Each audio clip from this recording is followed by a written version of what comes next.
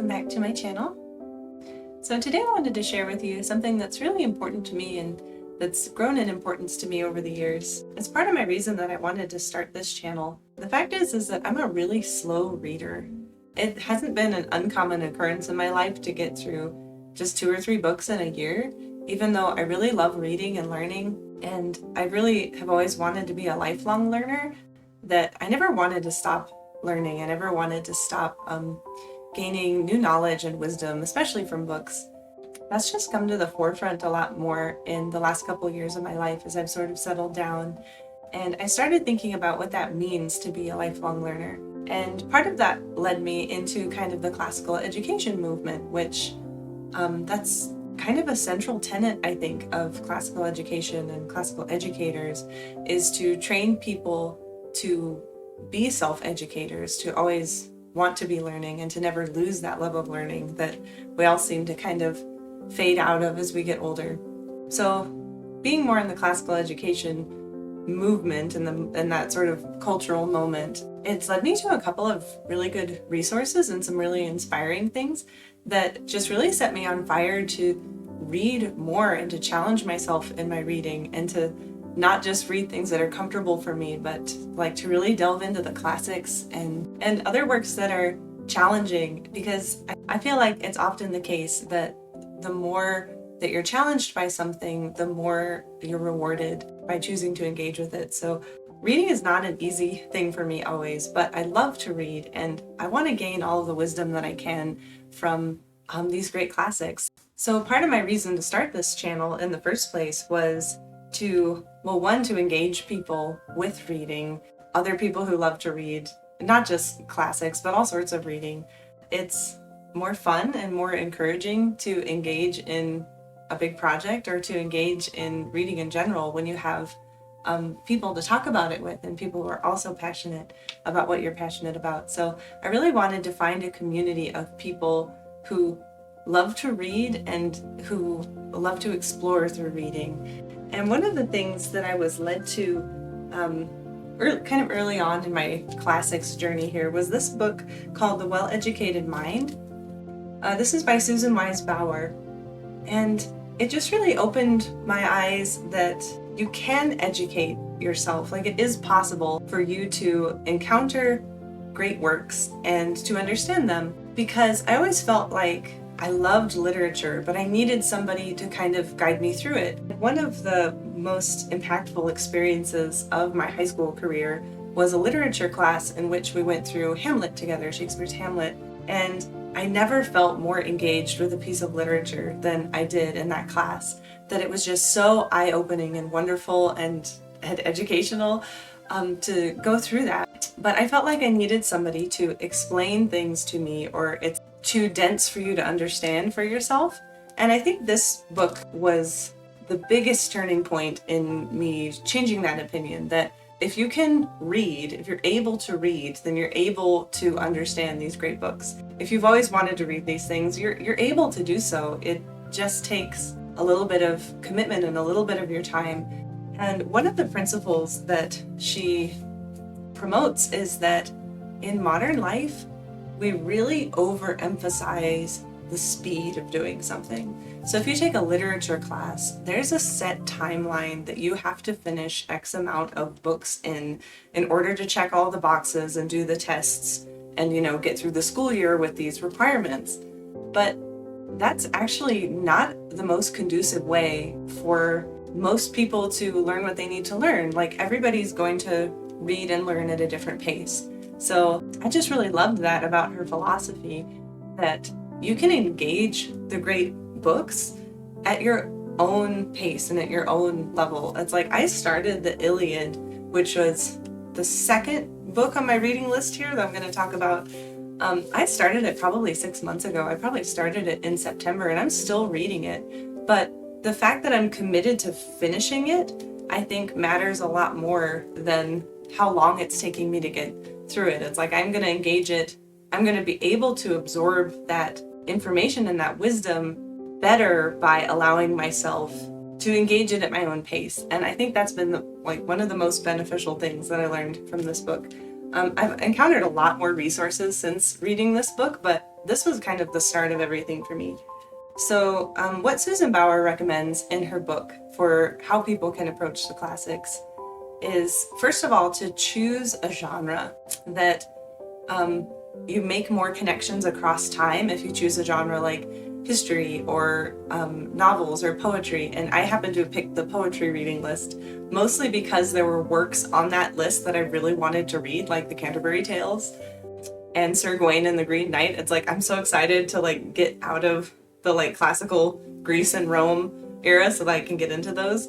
But so I chose the poetry reading list, but she recommends that you choose by genre, choose a reading list by genre, that is, and most importantly, to read through them chronologically. So to read from the earliest work until the most modern work. And I think that's a really valuable tenet of this philosophy, because in our modern education, we just tend to jump around between a lot of different topics and a lot of different things, and we fail to make connections across time because we don't look at things in a chronological order.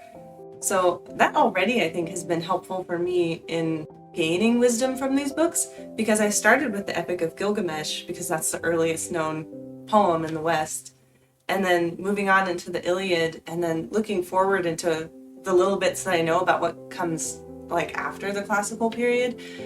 You just start to see these through lines of how humans have thought about words and how they've thought about like what it means to be human, and these different ways of how we've developed through across time. That's been a really valuable tenet as well, is just start with the earliest works and move forward in time. And it can sometimes be more challenging to do that. Like the Iliad, which I have here, the Iliad is freaking huge. Like, it's really intimidating. It's not the first book that I would have picked up when I said to myself, I'd like to learn more about poetry. But I think the fact that I will have read the Iliad when I get to more accessible poetry to me will make it so that I have that much better of a foundation of what like poetry means in different contexts, because it is a poem. It's where our modern poems came from. Another thing that Susan Bauer says to do is that it's really important to take notes as you go along, but she has a certain way that you should take notes that doesn't interrupt your kind of reading flow.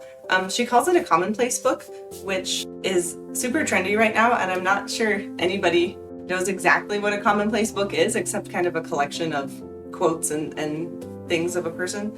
So she calls keeping a commonplace book, and the theory of it is that you read a chapter or a large chunk of whatever work you're reading. I don't know how that's going to work as I get further along into poems that look more like modern poems that are really short. But so you read a chapter or a large chunk of a work, and then you try to summarize it in basically as few words as you can, a couple of sentences.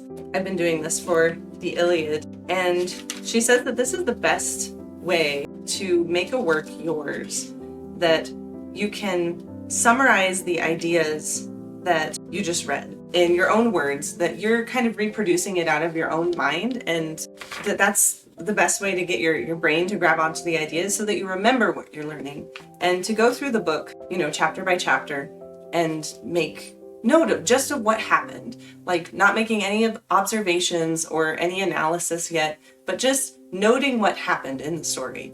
And then by the end of the story, you have this entire miniature outline of everything that happened. And like at the end of the book, she recommends that you try to summarize the entire book in the form of 2 or 3 sentences, like kind of give it a new title. She also says at the end of this first read that you should read it again. And I don't think I'm gonna do this step because I am such a slow reader. So I think the first pass through is just gonna have to be good enough for me. But I could definitely see the value of that. I almost always gain more information on a second or third encounter with a work than I did the first time. But I just don't think that's realistic for me, or maybe for most people who are slow like me. Like, I'm quite a slow reader. I'm not gonna take another 1.5 years to read the Iliad again. The last thing that she recommends in trying to tackle learning classics, in self-educating herself, is to connect with people over books. And that's really my main goal with this channel, is to engage with other people who want to read great books and who want to learn things from books. Not to always make reading into work, but it's more fun, and I think you learn more and engage more with what you're reading when you can share it with people and talk about it with people. So that's really just one of my goals in life, is to read more and to connect with people about books. So if you're interested in that kind of thing, I'd love it if you'd stick around and talk books with me. Please feel free to comment about what you're reading. It doesn't have to be about what I'm reading. So I don't really know how far along I'm going to get in that poetry reading list this year. I just kind of want to engage it at my own pace and my own level and sort of see where it takes me. Next up on my list will be the Odyssey and then some Roman poetry. And then we're going to move on into the early Middle Ages and I guess high Middle Ages with Beowulf and the Canterbury Tales. And I'm really excited about the future of this, and that once I'm done with this poetry reading list, I'm going to pick up another reading list. And it's kind of a project that's just never going to end.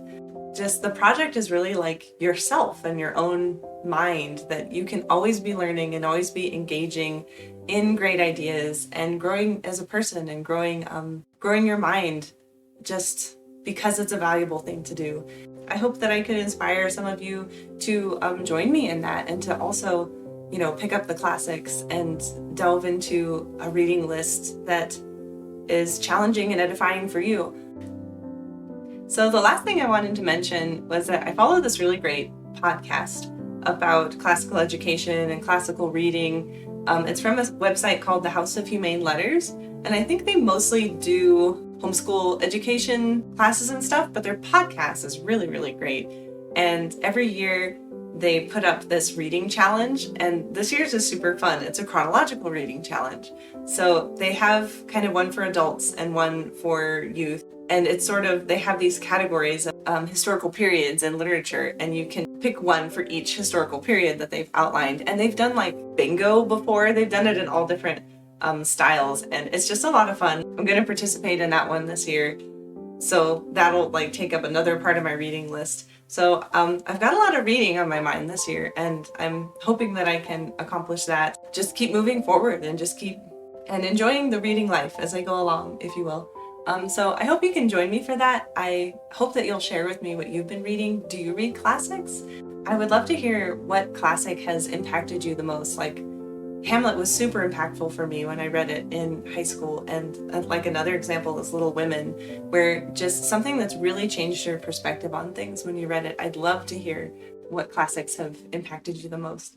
So thanks so much for hanging out with me here today and listening to my ramblings about classical education, and I hope to see you next time.